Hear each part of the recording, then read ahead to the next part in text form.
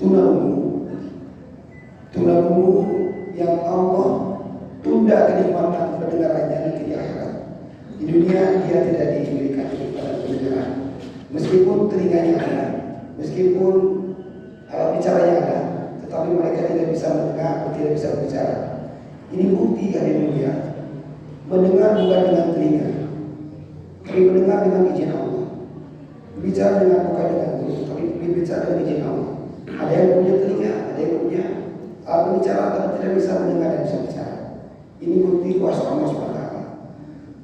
Karena tidak bisa mendengar, hadir mulia sunatullah, mereka akan tidak bisa bicara, akan tidak bisa bicara. Jika ada orang bilang tidak mendengar, tapi dia bisa bicara, berarti ada sesuatu yang salah. Mungkin dia pernah mendengar, lalu tidak mendengar, atau dia mendengar sedikit, ada bocor suara masuk ke dalam dirinya. Jadi tunawicara ini efeknya tidak mendengar. Maka jika anak atau orang tidak mendengar ini sudah bisa dipastikan dia tidak bisa berbicara. Bukan hanya itu yang jadi efek yang paling berat bagi mereka ini, yaitu tidak ada informasi yang dapat oleh dia. Informasi apapun, termasuk informasi agama yang paling untuk merugikan mereka itu adalah informasi agama tidak didapat. Bagaimana tidak dapat? Karena apa yang dilihat itu mereka harus mengartikan sendiri. Mereka bisa bilang pukul A, bisa, tapi nggak dengar bunyi A itu seperti apa.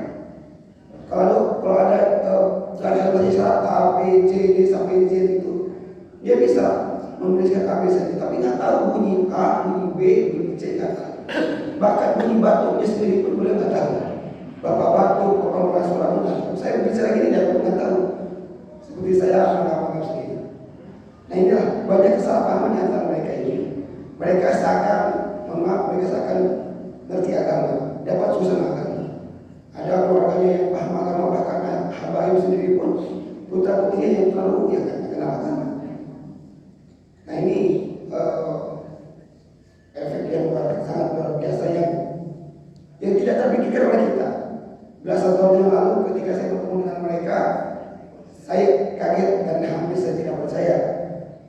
Ada orang yang dia lulus S1 tetapi nggak kenal Allah. Saya sendiri tanya lebih dalam lagi, benar-benar nggak kenal agama. Jangankan cara beribadah dengan benar, Allah saja tidak tahu. Ketika ada tulisan Allah Muhammad Rasulullah itu suami istri gitu. Kenapa? Ketua itu wakil. Bisa seperti itu yang dipangku di depan berdua berada itu suami istri karena ketua dan wakil. Dia nggak tahu Rasulullah siapa, nggak tahu. Tapi ini mulia dekat fikir ulama. Alhamdulillah belasan tahun yang lalu sekarang sudah mulai hampiri mereka ini diajari mereka dengan dikenalkan Allah. Bahkan sekarang alhamdulillah sudah ada pondok pesantren khusus tunarungu di Yogyakarta. Baru diri 4 tahun yang lalu. Tetapi ada yang bilang 4 tahun lalu berdiri itu, sekarang anak-anak sudah ada 156 santri dan santriwati. Ini adalah pondok pertama khusus tunarungu di Indonesia. Dan setelah saya jalan-jalan keluar, ternyata pondok yang seperti ini hanya baru di Indonesia. Saya tidak mengklaim ini pertama di dunia, tapi setelah kami tahu dan menyadari berarti ini pertama di dunia. Kenapa? Bangladesh telepon kami, Pakistan telepon kami, Malaysia, Thailand, bahkan sekarang di pondok saya ada orang dari Kazakhstan yang bahasa Indonesia nggak tahu. Saya bisa dengan dia pakai Google Translate. Tapi syaratnya saya syaratkan, saya ajarkan syarat sama dengan kita. Ya mereka ngambil sangat memperhati syarat dari pondok kami. Alhamdulillah inilah bukti kasih Allah SWT, bukti bahwa umat Nabi ini bukan hanya kita bisa bicara dengan saja, mereka pun umat Nabi. Mereka masih mukallaf, masih mempunyai hak mendapatkan agama. Mereka masih melihat kebaikan, mereka masih melakukan kebaikan jika tahu, mereka masih melakukan maksiat jika tahu. Bahkan dunia saking derasnya kemaksiatan saat ini, mereka lebih paham maksiat daripada kebaikan. Bapak sendiri mungkin menyadari bagaimana handphone ini menjadi jendela informasi yang begitu mudah, informasi kemaksiatan atau informasi kebaikan. Bagi mereka itu kebaikan harus dijelaskan dengan baik, karena nggak nyampe kebaikan informasinya. Tapi kemaksiatan cukup dilihat saja bisa ditiru, dilihat saja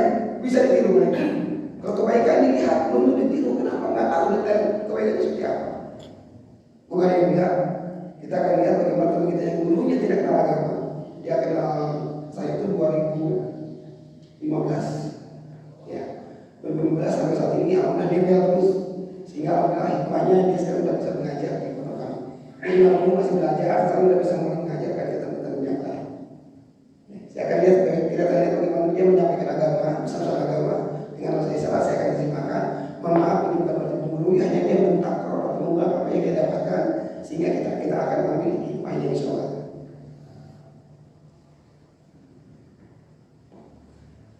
Assalamualaikum warahmatullahi wabarakatuh. Bismillah, Bismillah, Alhamdulillah. Ini mengejah huruf Bismillah. Sini lam harif lam itu ngaji mereka. Ngaji mereka ini mengabsen huruf dalam Al-Quran, bukan mengabsen suku kata, bukan mengucapkan suku kata. Kalau kita Bismillah cukup 3 poin dengan Bismillah. Ini kalau mereka ba, sin, mim, alif, lam, ha, 7 poin yang diingat oleh mereka untuk menghafal Al-Quran. Alhamdulillah semua bapak-bapak, ibu-ibu bisa berdatang ke masjid. Di sini di masjid ya sholat subuh berjamaah. Bersama-sama semoga berikan kita rahmat dan kemuliaan. Amin. Kalau lihat, kalau saya menerjemahkan teman kita yang baru, mungkin kata bahasanya agak kurang nyaman ya. Kalau mereka tidak mengenal imbuhan, awalan, kata sambung enggak. Ini kualitasnya sudah bagus, jauh lebih baik daripada teman-teman yang lain. Ya, kita bertata bahasanya. Saya sengaja terjemahkan dengan seiring begini agar tahu bagaimana pola katanya. Alhamdulillah, Bapak Ibu bisa duduk bersama di sini. Seperti halnya seperti dulu Rasulullah SAW, para sahabat memberikan ilmu yang Nabi berikan, dan Nabi katakan Allah akan menggugurkan dosa kita, menghapus dosa kita setelah majlis ini selesai. Allah SWT memberikan kenikmatan kita berdohir. Allah SWT memberikan Bapak Ibu kesehatan. Allah SWT memberikan kesenangan. Allah memberikan keluarga. Allah memberikan nikmat rumah, kekayaan, kesenangan, mobil, motor, HP, semua dan lain-lain. Tetapi nanti jika kita mati masuk kubur, akan bisa dibawa masuk dalam kubur? Tidak bisa. Bumi, rumah, HP, motor, mobil bisa dibawa ke apa bisa dibawa ke akhirat? Yang dibawa dalam kubur dan akhirat adalah iman dan amal saja.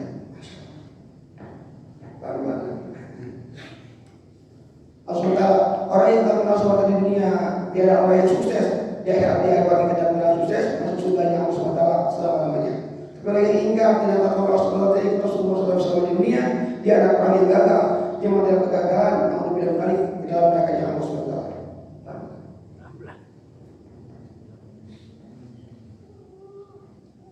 Allah Maha Kuasa, Allah Maha Tahu, Allah Maha Mendengar, Allah Maha Mengawasi, Allah Maha Memberikan rezeki. Allah ciptakan semua dunia, ada pohon-pohonan, ciptakan gunung-gunung, Allah ciptakan hewan-hewan, ada ular, ada gajah, lain-lain. Semua makhluk ini tidak bisa apa-apa. Allah Maha Besar, Allah Maha Kuasa.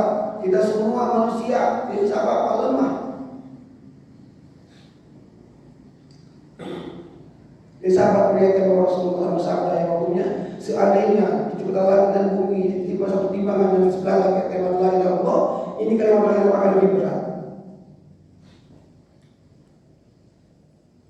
Dari sahabat melihat bahwa Rasulullah bersabda, nanti ketika di akhirat, ketika malaikat menunggu ahli neraka yang sudah masuk semuanya dalam neraka, maka Allah perintahkan cari dalam neraka yang masih ada iman sebesar debu.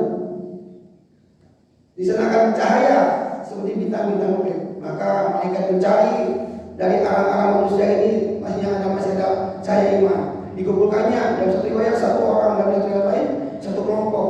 Maka dilebarkan ke dalam satu kehidupan seperti dicuci dan bangkit kembali seperti kecambah. Maka mereka katakan silakan masuk ke dalam surga. Ahli neraka ini bertanya, wahai mereka, pasti ada surga untukku? Kata mereka ini surga musuh kali lipat dunia. Sahabat melihatkan bahwa Rasulullah bersabda, laki-laki yang begitu sholat berjamaah maka Allah Ta'ala akan memberikan pahala 27 derajat. Sahabat melihatkan bahwa Rasulullah bersabda, maknanya orang yang sholat berjamaah selama 40 hari ikut imam tak berulang, maka Allah akan memberikan 2 kebebasan. Pertama, membebaskan dari sifat munafik, dan yang kedua bebas dari api neraka.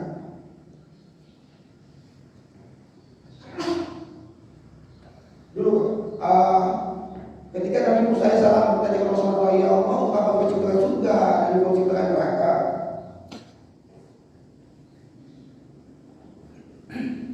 Allah perintahkan Nabi Musa tidak langsung jawab. Allah perintahkan Nabi Musa untuk bertani atau menanam gandum berladang.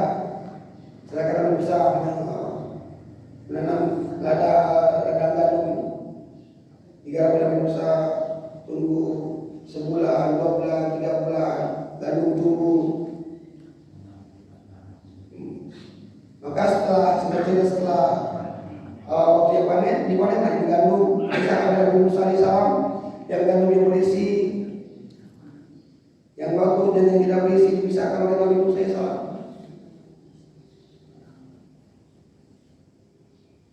Makanya mulia, inilah jawaban Allah Ta'ala. Ketika Nabi Musa AS akan membakar yang digandum yang tidak ada isinya, maka Allah jawab, inilah wahai Musa, kau kau bakar. Kata Nabi Musa, ya nggak ada isinya, nggak ada gunanya. Maka kata inilah Allah menciptakan surga untuk orang yang ada isi amalnya, isi kebaikan, puasa, yang zikir, orang mereka sementara yang tidak ada isinya kan. Orang yang ada isinya tidak pernah zikir, tidak pernah sholat, tidak pernah puasa, tidak pernah agama, maka akan dimasukkan ke dalam neraka yang SWT. Dan yang ada isinya dalam surga yang SWT. Inilah permisalan yang disampaikan oleh Nabi Musa.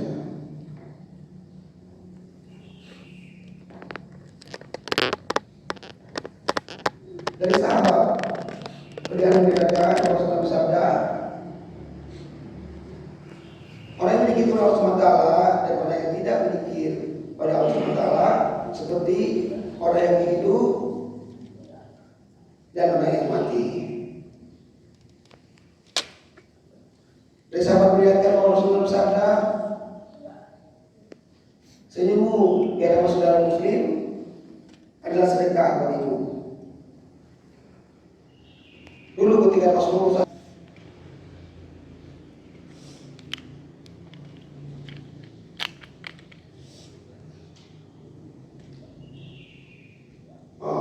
ini biasa Nabi memberikan makan nenek tua Yahudi pinggiran kampung. Maka Nabi, inilah kebiasaan Nabi.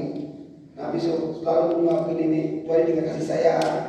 Padahal Yahudi, nenek tua ini yang muda ini menjelek-jelekan Nabi, tidak tahu bahwa di hadapan itu Nabi. Jangan ikut Pak Ena, jangan ikut yang namanya Muhammad katanya. Dia orang sesat, dia ngajak dalam keluar macam-macam. Nabi tetap menyuapnya dengan baik. Lama-lama selalu aja ketika Nabi menyuapi nenek tua ini selalu menjelekan Nabi. Lama-lama ketika Rasulullah SAW sudah wafat, ini kebiasaannya dilakukan oleh Sayyidina Abu Bakar. Sayyidina Abu Bakar ini bertanya kepada Siti Aisyah, kebiasaan Nabi yang aku lakukan. Nah, cerita ini Abu Bakar menyuapi nenek tua ini, tapi ditolaknya. Kamu siapa? Saya yang biasa menyuapi. Oh, kamu beda katanya. Yang dulu dikunyah dulu kamu kasar. Itu siapa? Yang dulu siapa? Ternyata dulu adalah Rasulullah Muhammad SAW. Akhirnya nenek ini menyadari bahwa setiap suami itu menjadikan. Maka ada yang kemudian tua ini sedih dan seketika juga masuk Islam. Ikrarnya Rasulullah SAW. Sahabat melihat bahwa Rasulullah SAW bersabda, Allah SWT tidak melihat harta maupun rupamu, tetapi Allah SWT melihat hati dan amalmu. Cerita lagi zaman dulu ketika Nabi SAW datang ke masjid, biasa juga mau datang ke masjid.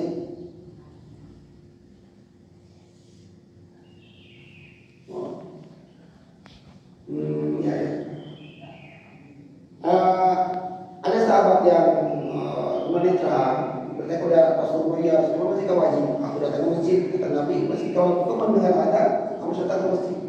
Maka ini sahabat yang muda ini mengingatkan tali ke rumahnya untuk meniti agar tidak terjatuh ketika hujan. Nah, seketika waktu dalam musim hujan ini sahabat ini jalan ke masjid dan terjatuh kembali ke rumah mengganti baju lagi. Yang kedua kalinya pun sama, meniti tali, akhirnya terjatuh lagi kotor, balik lagi ke rumah mengganti baju. Yang ketiga kalinya sahabat ini berjalan di kita tambang ini kan terjatuh lagi, tapi hampir terjatuh, ada yang ngangkat suami muda, maka bapak tua ini sampai ke masjid. Ketika diajak sholat, kamu sholat bareng dengan saya. Tidak, yang tidak sholat. Kenapa nggak sholat? Saya nggak sholat, saya setan. Loh, kenapa saya kamu bantu saya? Kita katakan ketika bapak jatuh di kali yang pertama, dosa bapak pengukuran semuanya. Jatuh kali kedua, dosa keluarga Allah hapuskan. Kali ketiga ini satu kampung nanti dikuburkan, maka saya bantu bapak untuk sholat. Masya Allah. Saya melihatkan bahwa Rasulullah bersabda, satu patah kata dakwah Allah berikan pahala 1 tahun ibadah sunnah.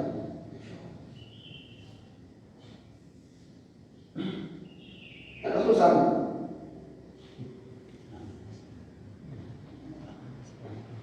Ini cerita Nabi ketika Nabi Rasulullah sudah keadaan lemah. Sahabat dikumpulkan semua sahabat dikumpulkan oleh Nabi. Dan Nabi bertanya kepada sahabat, adakah diriku pernah berjanji atau berhutang pada kalian? Semua sahabat duduk terdiam. Dan karena sakit Nabi bertanya demikian, suasana sudah tidak bagus lagi. Sahabat diam semuanya, tidak berani. Ketika ada salah seorang sahabat yang berdiri, ya Rasulullah. Semua sahabat melihat arah sahabat ini. Bentar Pak ya. Akhirnya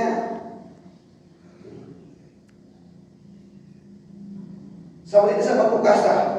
Aku katakan, dulu pernah engkau mencabutkan seperti kena badanku. Apakah ini yang harus dibalas seperti hutang? Nabi tersenyum, silakan balas, kata Nabi. Sahabat semua tidak menerima bagaimana melakukan Ukasa ini. Dia tidak beradab kata saya. Maka dia mulia Ukasa disuruh maju ke depan. Ukasa silakan maju ke depan. Sebentar.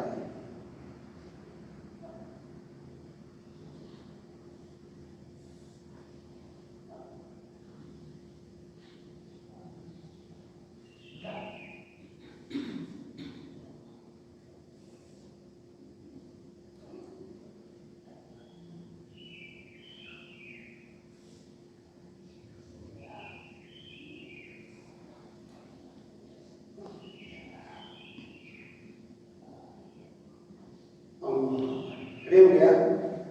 Setelah Ukasa berdiri, semua sahabat tersengang melihat keberanian Ukasa ingin membalas Nabi untuk menderanya. Maka dia mulia Ukasa maju oleh Nabi. Berdirilah Abu Bakar, kata Abu Bakar, Umar. Berdirilah Abu Bakar, kata Abu Bakar, wahai Ukasa, aku yang berdua dengan Nabi. Bahkan di dalam Al-Quran dikatakan yang kedua yang bersama Nabi aku. Biarlah yang mengganti. Dan Nabi duduklah Abu Bakar, ini ada aku dan Ukasa. Duduk Abu Bakar, Ukasa maju lagi, Umar berdiri dengan lantangnya mengatakan, wahai Ukasa, engkau tahu masalah apa? Aku yang patut didera, aku yang patut dicabut. Biarkan dia mengganti. Nabi pun duduk, saya Umar duduk. Ini adalah aku dengan Ukasa. Nah, majulah Ukasa ke depan. Sebelum masuk begitu, Utsman membujuk Ukasa agar saya gantikan dengan harta yang aku miliki semuanya demi Nabi. Tidak diberikan begitu. Nabi pun mundur. Sayyidina Ali berdiri, darah Nabi dengan darahku sama. Biarkan dia mengganti. Begitu juga Ali sebelum duduk oleh Nabi. Nah, Nabi memanggil Bilal kemari. Bilal mendekat, kata Nabi ambilkan semut di Fatimah. Bilal datang ke Fatimah. Nabi, aku akan menjadi seperti Nabi. Untuk apa kata Nabi? Untuk Ukasah yang akan membalas tindakan Nabi ketika dulu pernah sepertinya mengenai Ukasah. Saya mengatakan sambil menangis, aku putrinya, aku rela menggantikan posisi Nabi. Sampaikan kepada Ukasah, sampaikan kepada Nabi. Yang mulia disampaikan kepada Rasulullah, kalau katakan tidak, putriku tidak ada. Aku yang bertanggung jawab. Maka yang mulia Ukasah maju ke depan, diberikanlah seperti kepada Ukasah. Ya, sudah begitu bukan hanya di posisi itu, Pak. Itu Ukasah mengatakan, ya Rasulullah, dulu semenjemu mengenai tubuhku dalam keadaan aku tidak berbaju. Saya ingin engkau tidak berbaju. Hari mulia, sahabat-sahabat semua dari sudah menangis, berteriak, begitu teganya engkau Ukasah. Pada Rasulullah yang sedang dalam keadaan sakit. Hari mulia Nabi membuka bajunya. Ya Allah yang mulia, badannya penuh keberkahan, begitu bercahaya, begitu indahnya. Hari mulia, Ukasah mengangkat tangan tinggi-tinggi sebenarnya diangkat dan berteriak, ya Rasulullah, sambil melempar memeluknya kepada Rasulullah dengan Ukasah. Begitu orangnya dipeluk, maka apa yang melakukan Ukasah? Nah, Ukasah katakan, seandainya aku tidak begini, aku tidak akan memeluk padamu yang mulia. Aku ingin pelukanku ini menyebabkan aku bersamamu selamanya. Maka Nabi katakan, wahai sahabatku, ketika engkau ingin melihat ahli surga, inilah Ukasah. Inilah Ukasah ahli surga. Kemudian semua menangis. Inilah momen terakhir bagaimana Rasulullah SAW semakin parah keadaannya.